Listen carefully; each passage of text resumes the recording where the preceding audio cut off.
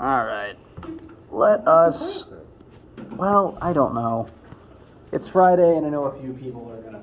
A few people let me know that they wouldn't be here, so let's just go ahead and get started so that we can get towards that weekend and that getting back to sleep quicker. So, I hope you're all well. I hope the impending weekend is going to be pleasant. This is not the question we're starting with, actually. What I have planned for you guys today is just a few quick examples because there's a few cases of things on the homework that you have the formulas you need to work, but we haven't done questions quite like them yet, so we want to get a framework for how they might work in your heads and in your notebooks. Before we do that though, any questions, needs, etc. before we get started? What's general consensus? Let's go. That is A-OK general consensus. So, most of our vector addition and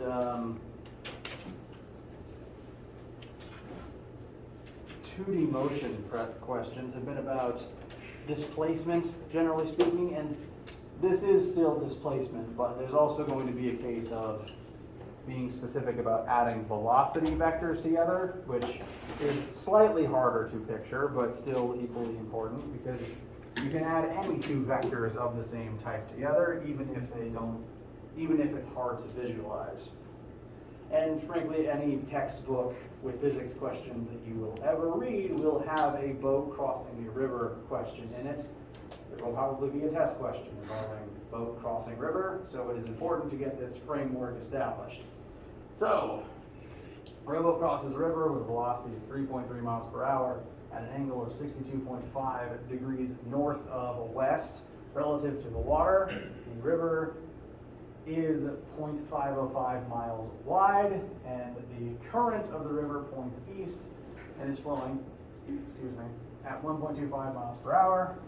How far upstream is the boat when it reaches the other shore? The first thing I want to do with you guys is define the picture that I drew, show why I drew it this way, how one gets from the text to this image, because picture is very important usually for vector addition, and especially if you're looking at adding velocities and accelerations together. Looking at the physical elements described, we are told we have a river that flows east, so I drew the river part of the question east-west, and the boat in that river is moving northwest, specifically 62.5 degrees north of west. And when it's written like that, you want to start at west and then tilt northward. So any notation that is degrees in a direction in terms of another direction, you start with this cardinal direction and then you tilt in towards this direction by this many degrees. Zoom tight, by the way.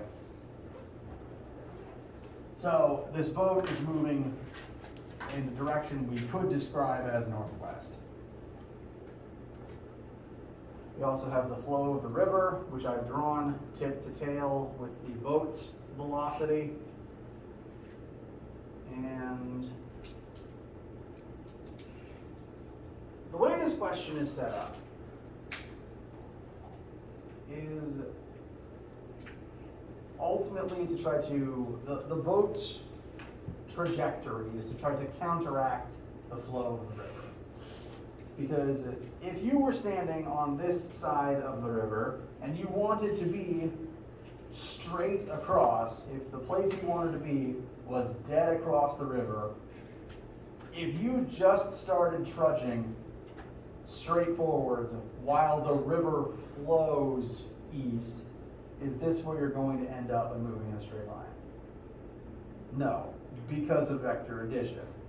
Your y velocity will be added to the x velocity of the river, and your resultant velocity will look like this. So you will ultimately end up this way, some distance away from where you wanted to go.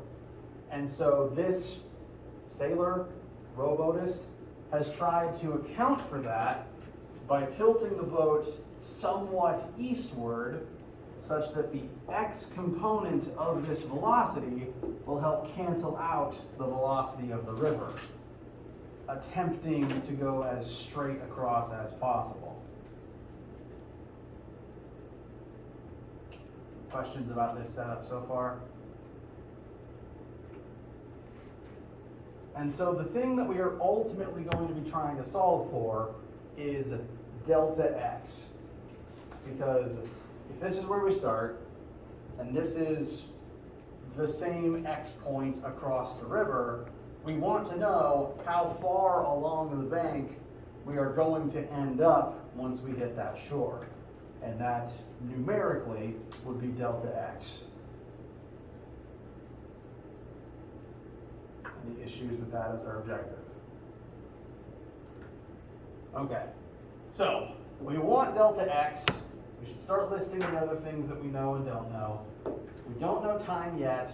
We do actually know delta y, because the length of the river, the width of the river, the width that we have to cross, is how far we'll go in the y-axis if we define east as x and across the river as y.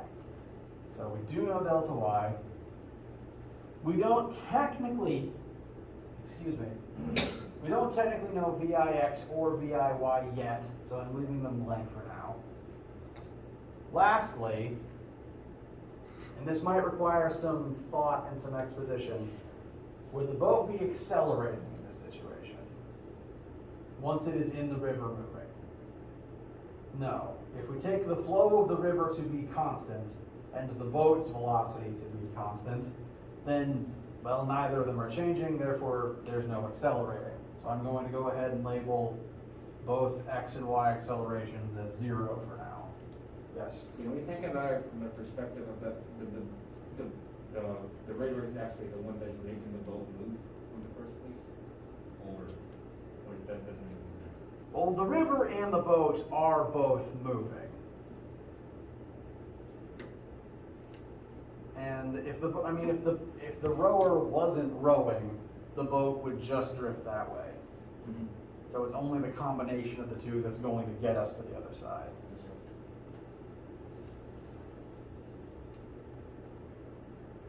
So we want delta x. So if we begin by examining x-axis variables, usually a good first step in any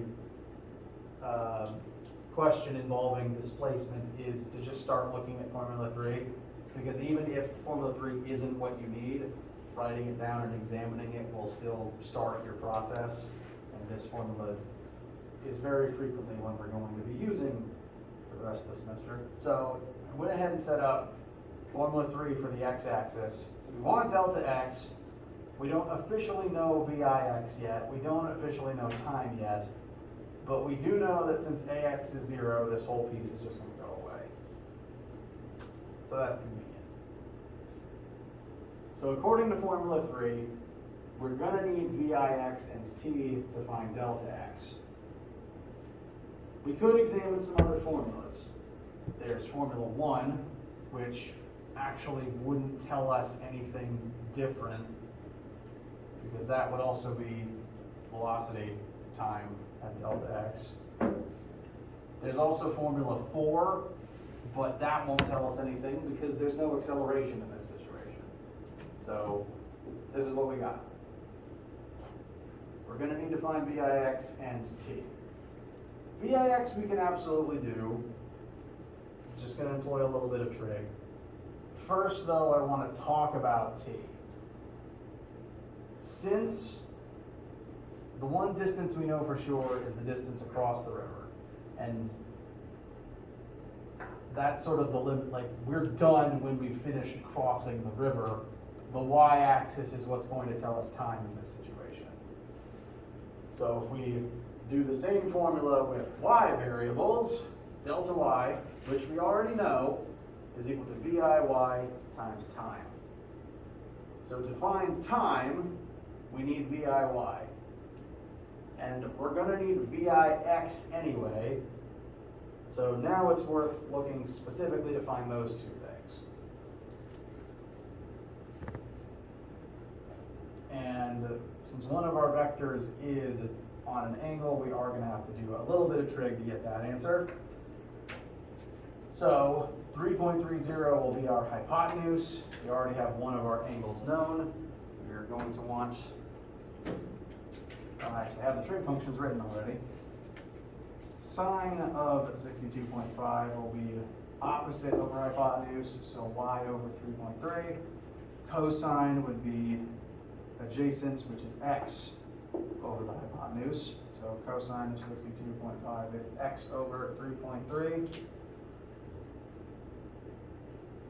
And I believe, please do check this yourself, and please do correct me if I'm misremembering.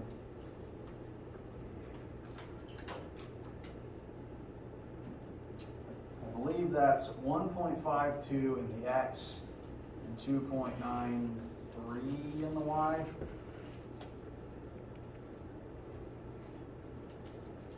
Does anyone disagree / can anyone knock at those numbers?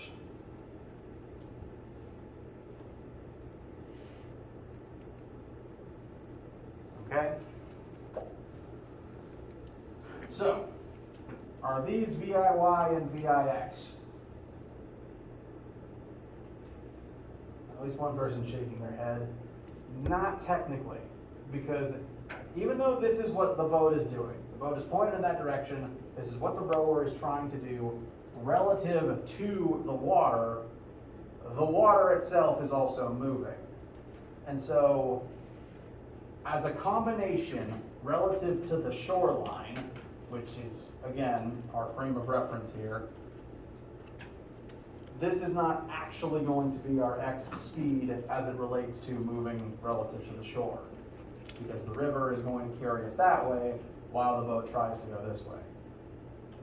So to find the actual VIX, we have to do a quick bit of vector addition.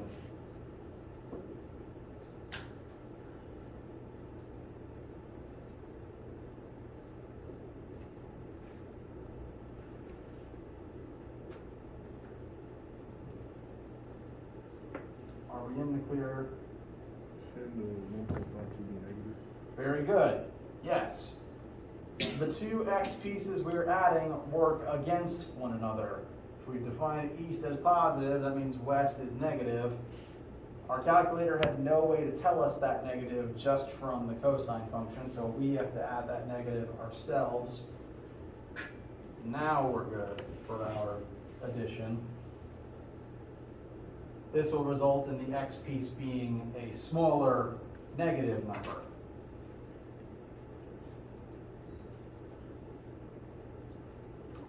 Oops.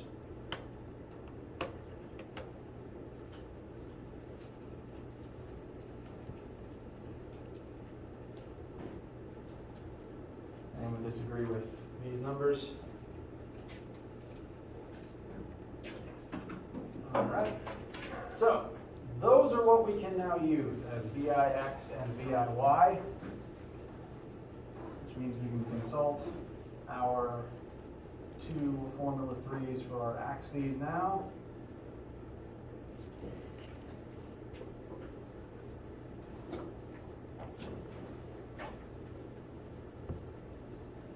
Looking at the vertical, because now we know everything but time in it. Delta y is 5.505, excuse me. VIY is 2.93 times time. That will tell us a number for time.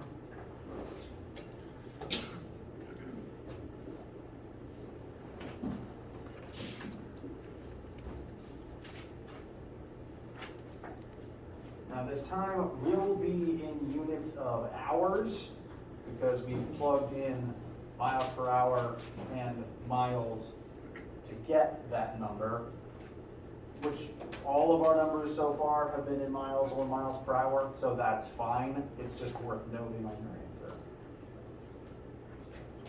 answer. And our time, oh, that doesn't have a negative number on it, I believe comes out to be 143. Yes, does anyone disagree? Does anyone not find this number? Okay, that is again in units of hours. Now that we know that, we can bring it back into our x-axis and finally solve for delta x.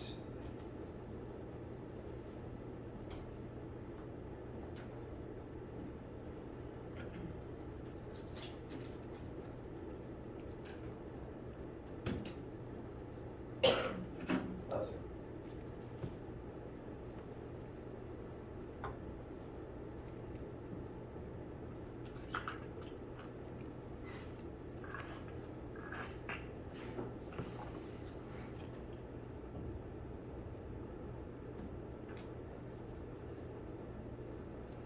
Any questions, and what is our final answer going to be?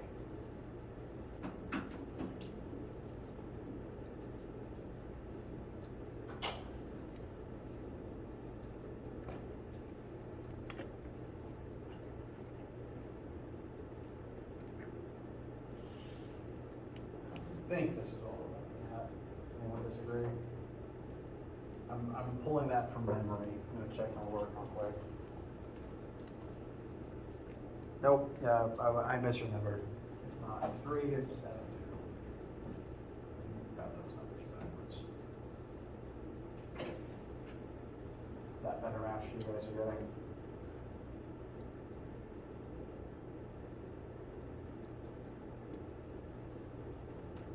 Okay.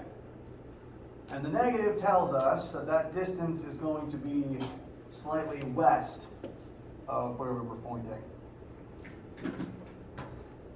And it's a small number, but it's a small number of miles, so that's good. We don't really want to be walking a whole lot of miles once we get there. Just got to cross the river. And that is the river setup. And I know some people came in, pardon the pun, midstream on this one. Any questions, needs, concerns, etc. about anything currently up on the board? Or that we just did?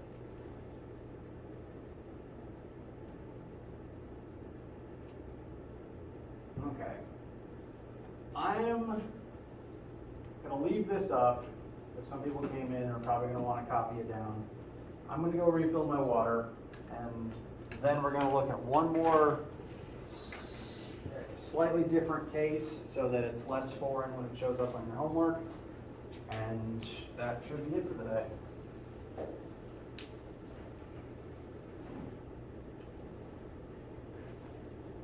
What's the joke of the day? It was the joke of the day.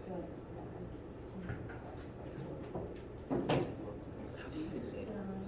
How do you even say it? Like, it's fans, right? But the thing is, shorts are considered pants. So when you say pants, it's like, it specifies whether it's shorts or pants. Like I should say, like, jeans, pants, or something. And you could say this, are shorts acceptable and allowed? I know English is weird, but that's not what it is. English is very weird.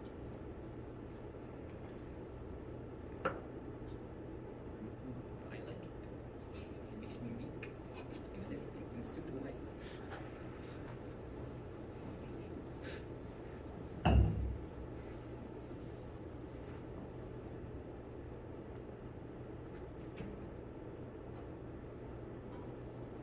Professor, Yes. do most of the problems are gonna have to do with the triangle, or there's gonna be certain problems where it's gonna be a different shape, or? Ultimately, most things are going to become triangles Okay. because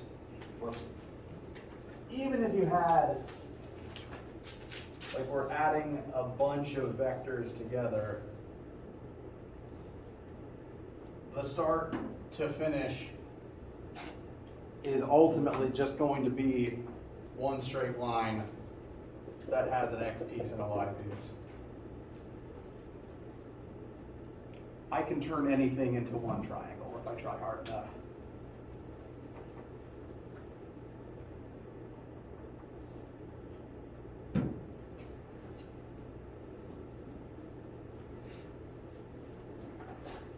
that answer the question? Yes, sir.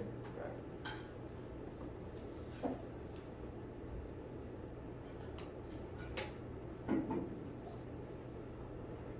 Any questions or needs, concerns, or haikus before the next one?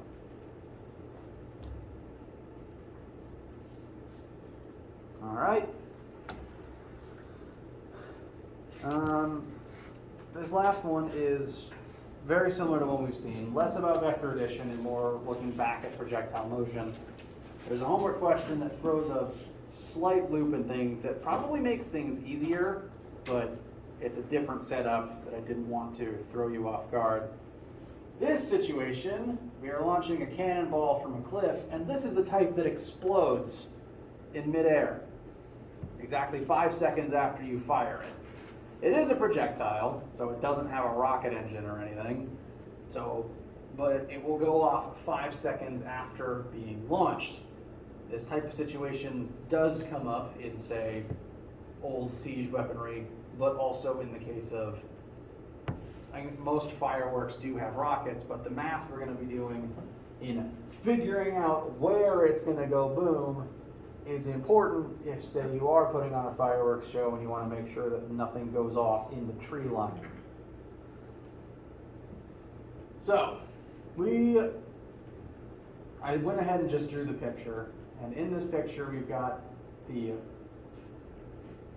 cannonball being fired from the top of a 15-meter tall cliff at a launch velocity of 100 meters per second, at a launch angle of 75 degrees up from the x-axis, and we simply need to figure out exactly where the cannonball is going to explode, knowing that it will explode 5 seconds after it was launched.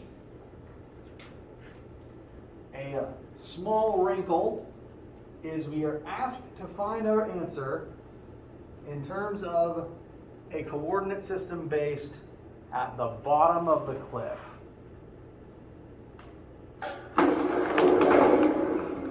So I've set our 0, 0 right there, and I've defined the variables we're looking for as xf, our final distance from the original x position, and yf, our final y position relative to that initial canyon floor.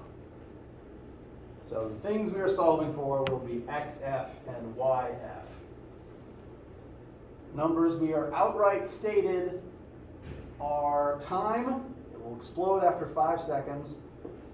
We know where the cannonball starts. Its initial x position is 0 compared to the origin, and its initial y position is 15 meters above the origin. This is slightly different than leaving our variables just in terms of delta y and delta x. This will be somewhat important later on. We are going to need to divvy up our 100 meters per second into its x and y pieces. I've got the basic trig already up here. Sine of 75 would be opposite over hypotenuse, so y over 100. Cosine of 75 would be adjacent over hypotenuse, so x, over 100. While you guys are finding those numbers, as a quick refresher, assuming this cannonball is a projectile and not a rocket, what would its x and y accelerations be from launch to explosion? Which axis is that? Very good. What about the x? 0. 0. We don't fall sideways, no matter how fun that would be. And so what are we looking at for the x and y initial velocities?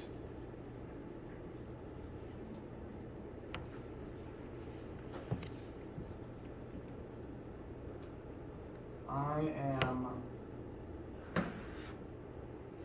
remembering, and please correct me if I'm remembering wrong, about 2.59 in the x-axis and 96.6 meters per second in the y-axis. Does anyone disagree with those?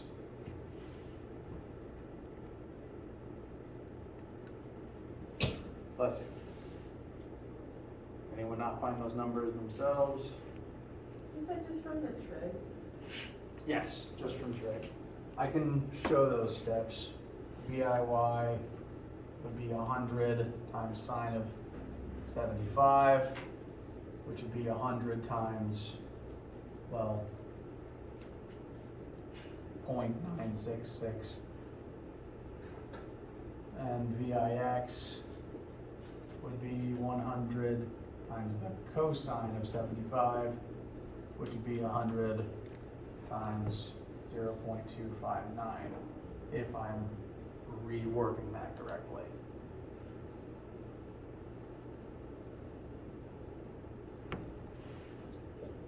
Whoops.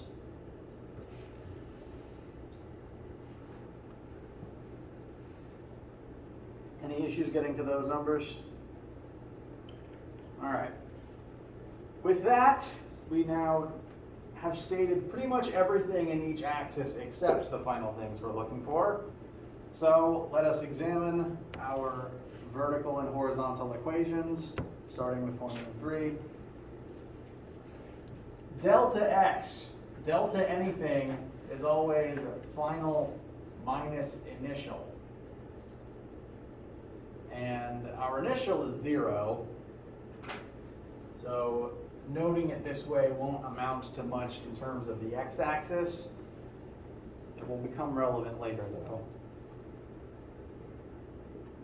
We know, we just found VIX, 25.9. We know time to be 5. We also know our x acceleration to be 0. So this whole final term will fall away, and that will leave us with a single piece of multiplication to find xf.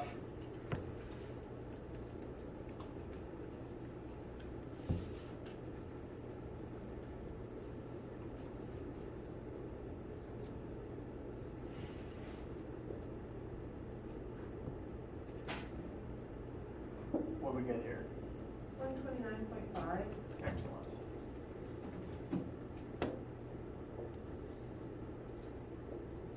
So that is meters in the x-axis. Now we'll look at the y-axis. Delta y breaks down to y final minus y initial. And since our starting point is not the same as our origin in this setup, we begin 15 meters above our defined origin. This is where noting it the way that we are comes in handy. If we just solved for delta y by itself, we would have found the change in height from here to here, which would not be the final height compared to the canyon floor. Doing it this way, we can just find height from the canyon floor in one fell swoop. So that's equal to VIY, which we found to be 96.6 times time, plus 1/2 times our acceleration of negative 9.8 times 5 seconds squared. There's a little more math involved in this one, but we know everything except YF.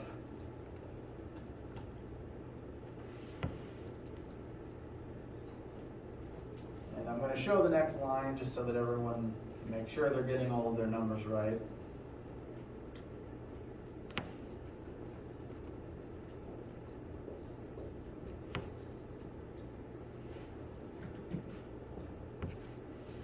I'm getting 96.6 times 5 as 483.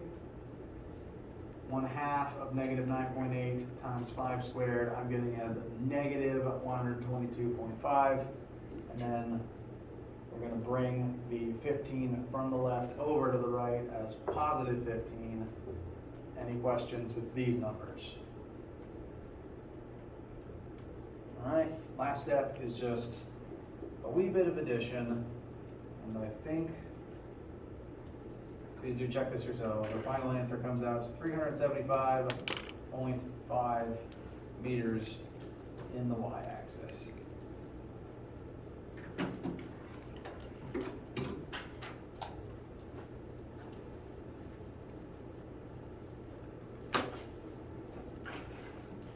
Issues, questions, comments, etc.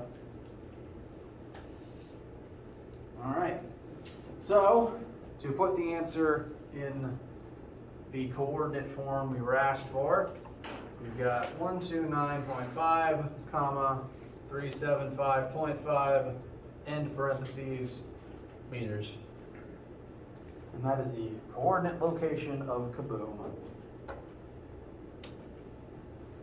And with that, we have looked at an example at least similar to everything that will currently be in the Chapter 13 homework. Chapter 13 what? Chapter 3 homework, pardon me. If you started the Chapter 3 homework, you may or may not be excited to know that I actually removed 2 questions from it this morning. There was one question that was a long multi-parter with a few cases of having to put in letter answers that WebAssign was definitely not going to get right. And there was a second question that was just entirely put in letter short answers. WebAssign was going to screw up both of them, so I just took them out. So it's now only 8 questions. It is currently set to be due Monday night at midnight.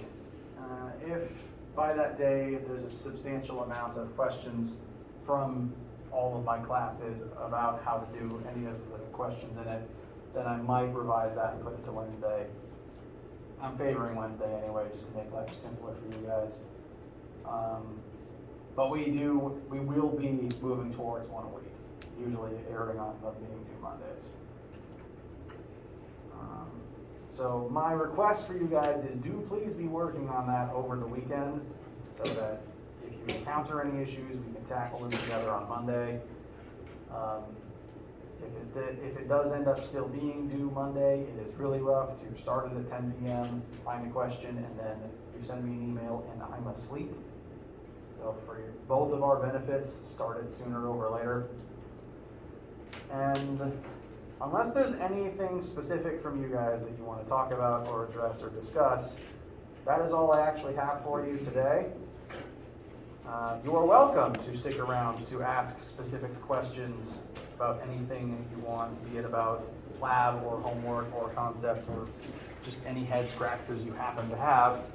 But if you don't have anything specific, you are welcome to get on to your weekend on the condition that you drive safe and have a nice lunch.